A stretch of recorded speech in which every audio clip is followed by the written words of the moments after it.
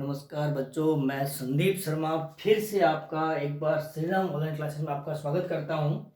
इससे पहले वाली जो क्लास थी उसमें हमने जनन द्रव्य का वर्गीकरण हमने पढ़ा था और उसके अंदर हमने उसका संरक्षण भी हमने कुछ पढ़ा था। उसमें इन सीटू और एक्स सीटू के बारे में हमने पूरी बात भी की थी। तो आज हम जो बात करने जा रहे हैं, आज जो हमारी जो चर्चा रहेगी, आज हमारा जो टॉपिक रहेगा वो रहेगा जनन द्रव्य का जो संग्रह होता है उसकी परिभाषा क्या है और उसकी क्रियाएं कौन कौन सी होती है उसके बारे में हम बात करेंगे।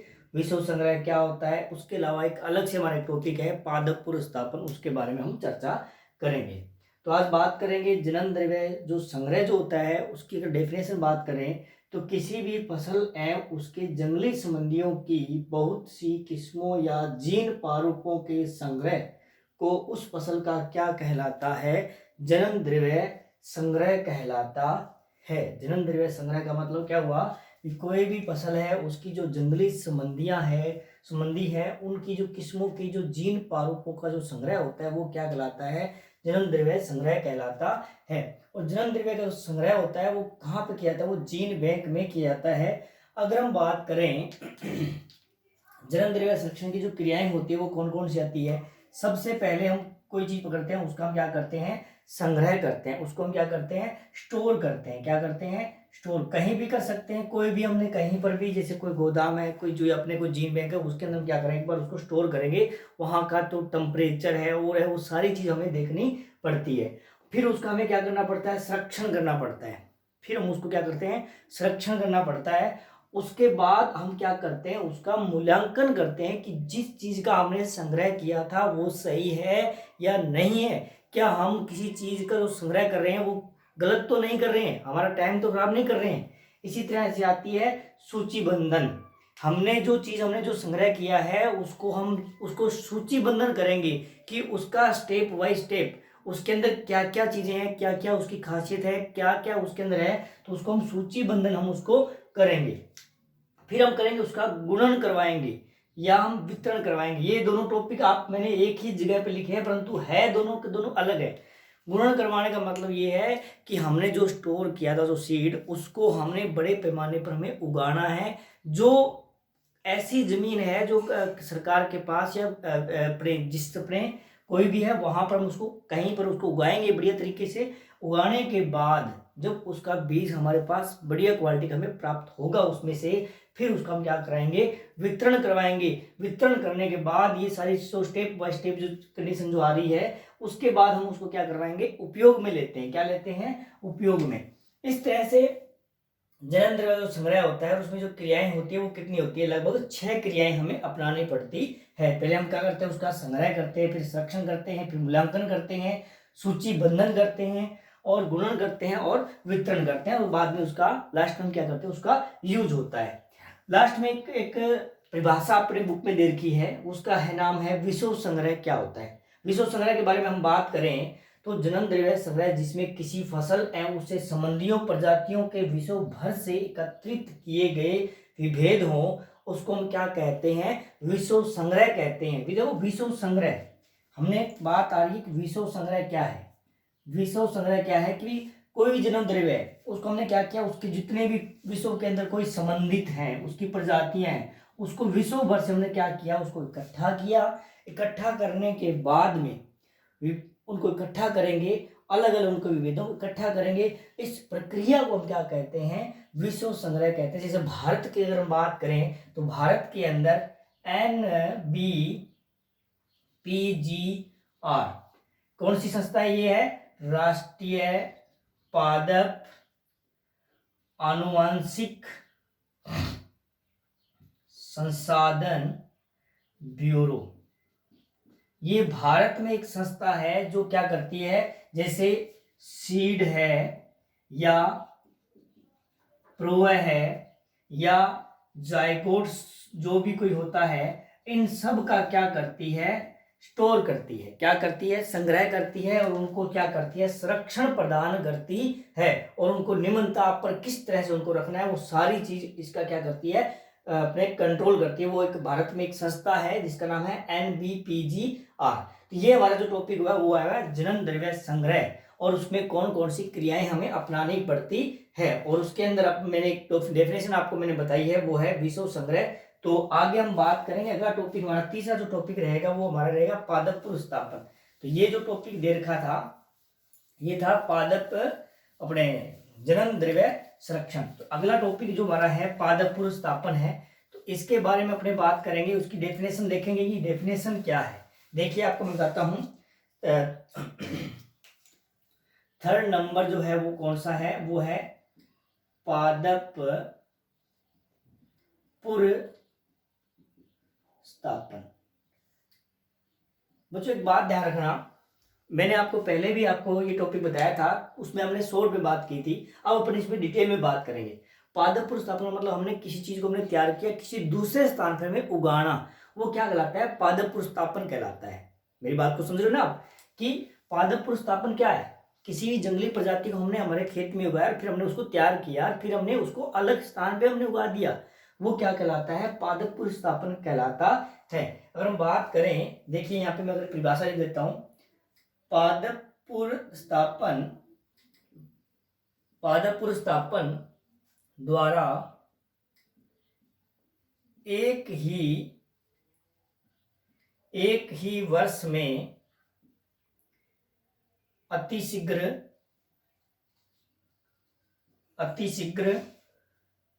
फसल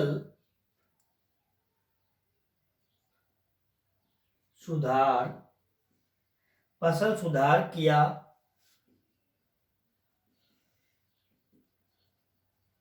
जा सकता है, परंतु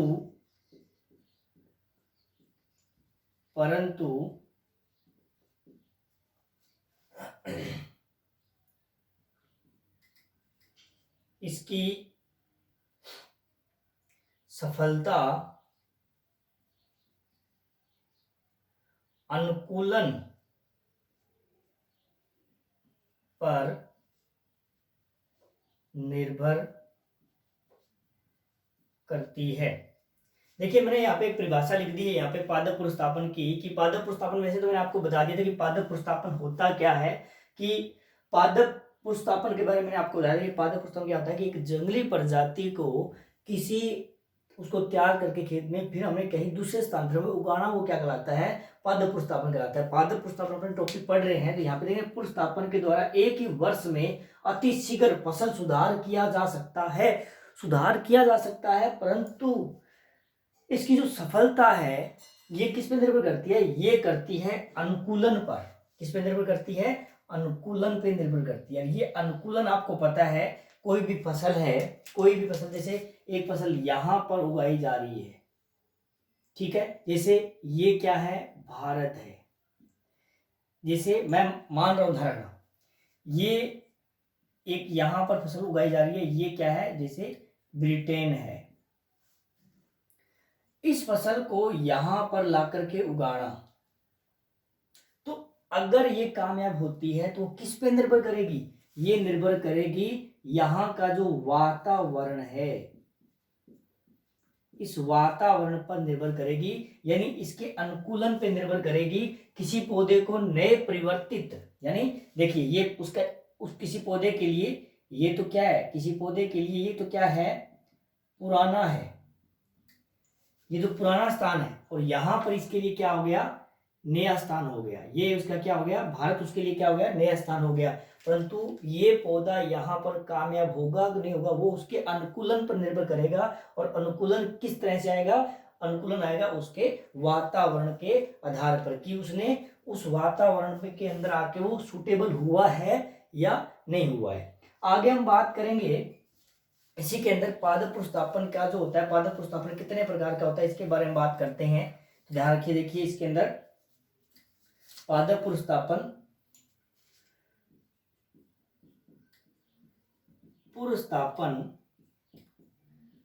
दो प्रकार का होता है। पहला आता है प्राथमिक पुनर्स्थापन, पहला आता है प्राथमिक पुनर्स्थापन, और दूसरा आता है द्वितीयक पुरस्थापन। देखिए इनकी डेफिनेशन क्या कहती है। इनकी डेफिनेशन ये कहती है कि इसके अंदर कोई फसल है, किसी फसल का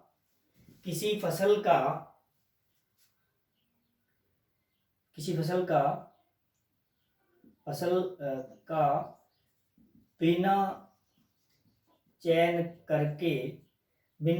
करके नई किस्म के रूप में विमोचित करना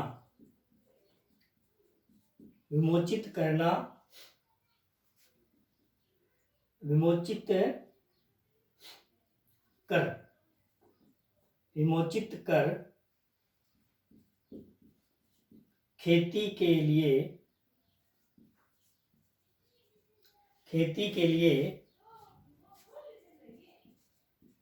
वितरित करना ही क्या कहलाता है, प्राथमिक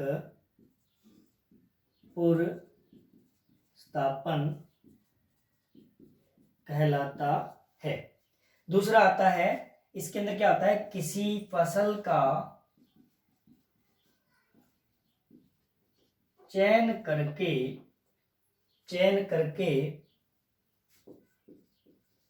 किसी स्थानीय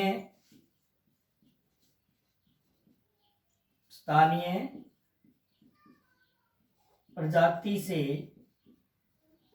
संकरण करके नई किस्म विमोचित करना ही द्वितीयक पुरस्थापन कहलाता है। ये देखिए बेटा, पादप पुरस्थापन के बारे में अपने बात कर रहे थे। पादप पुरस्थापन के लिए मैंने आपको ये बताया था कि पादप पुरस्थापन क्या होता है। अनुकूलन मैंने आपको बता दिया कि किसी भी एरिया के लिए वो फसल नहीं हो सकती है, उसके लिए अलग हो सकती है, तो वो किस पर निर्भर करेगी, वातावरण पर निर्भर करेगी। तो पुरस्थापन दो प्रकार होता है, एक होता है प्राथमिक पुरस्थापन, एक होता है द्वितीयक पुरस्थापन। प्राथमिक तो क्या है, हमने कोई फसल ली है, उसका हमने बिना सिलेक्शन किए हमने क्या कर दिया, उसको लॉन्च कर दिया कि ये लो जी ये नई फसल आ गई है, कोई चयन किया नहीं, क्या सीधा उठाया उसको सीधा दे दिया। द्वितीयक पुरस्थापन क्या कहता है, किसी फसल का हमने क्या किया, चयन किया और उस स्थानीय जहाँ पे हमें उगाना है वहाँ की जो नई प्रजाति, कोई अपने वहाँ की जो स्थानीय प्रजाति है उसके साथ संकरण करवा के हमने क्या कर दी, नई प्रजाति का निर्माण कर दिया। तो ये था पादप पुरस्थापन और पादप पुरस्थापन के प्रकार। अब बात करते हैं कि पादप पुरस्थापन के अंदर क्रियाएं कौन कौन सी होती है। पादप पुरस्थापन की क्रियाएं कौन कौन सी होती है, इसके बारे में हम बात करें। देखिए इधर कि पादप पुरस्थापन की जो क्रियाएं होती है वो कौन कौन सी होती है। तो पादप पुरस्थापन की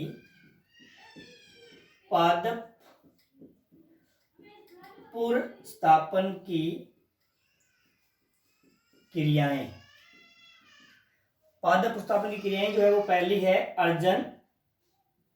कौन सी है, अर्जन। दूसरी आती है संगरोध। तीसरी इसमें आती है सूचीबंधन। तीसरी इसमें आती है मूल्यांकन करना। पांचवी इसके अंदर आती है गुणन व वितरण। देखिए ये पादप पुरस्थापन की जो क्रियाएं होती है वो 5 है। अर्जन का मतलब ये है कि हमने इसको कहां से प्राप्त किया है, उसको कौन सी संस्था में हमने इसके अंदर मॉडिफाइड किया है, किस तरह से हमने किया है। संगरोध का मतलब है कि इसके साथ कोई खरपतवार तो नहीं आ गई है, क्या फसलों के लिए उस खरपतवार से बचने के लिए हमें संगरोध करना जरूरी होता है। फिर हम क्या करेंगे, उसकी सूची बनाएंगे, सूची बंधन करेंगे कि इसके साथ में कौन कौन सी फसल को हम ले सकते हैं, कौन कौन सी फसलें इसमें आ सकती है। फिर आता है मूल्यांकन करना। मूल्यांकन करने के लिए मतलब ये होता है कि हमारे जैसे भारत के अंदर एक ईसापुर प्रक्षेप पत्र है, एक तो ये केंद्र है। इसके अलावा भारत में 4 केंद्र और हैं, एरिया हैं, जहां पर इनको उगाया जाता है, यानी इनकी टेस्टिंग की जाती है। क्या करना है, मूल्यांकन करने के लिए क्या होता है, इसकी टेस्टिंग की जाती है। ईसापुर जो क्षेत्र है प्लस 4 अन्य जो केंद्र होते हैं वहां पर इनकी टेस्टिंग की जाती है। टेस्टिंग करने के बाद इसका फिर हम गुणन करवाते हैं, वो मैं आपको पहले ही बता चुका हूं। फिर हम इसकी क्या करवाते हैं, वितरण करवाते हैं। तो इस तरह से आज हमने टॉपिक हमने पढ़ा था। पहले हमने जनन जो पिछला जो टॉपिक था उसको हमने पूरा किया, फिर एक नया टॉपिक शुरू किया है जिसका मैंने आपका नाम बताया पादप पुरुषतापन। तो पादप पुरुषतापन के बारे में आज मैंने आपको बता दिया कि पादप पुरुषतापन होता है क्या, उसमें अनुकूलन क्या होता है, पादप पुरुषतापन की परिभाषा मैंने आपको बताई, पादप पुरुषतापन के प्रकार बताए, प्राथमिक और द्वितीयक। फिर मैं आपने लास्ट में यहाँ पे चर्चा की है पादप पुरुषतापन की जो क्रियाएं होती है वो कौन कौन सी होती है, इसके बारे में बात की। अगली जो क्लास रहेगी हमारी उसमें हम बात करेंगे पादप पुरुषतापन के लाभ क्या है, दोष क्या है, और उसके द्वारा किस किस प्रकार की किस्में हमने तैयार कर रखी है। तो ये हमारी जो क्लास चल रही है वो कौन पे चल रही है, ये चल रही है श्री राम ऑनलाइन क्लासेस में। तो धन्यवाद, घर पे रहिए, सुरक्षित रहिए।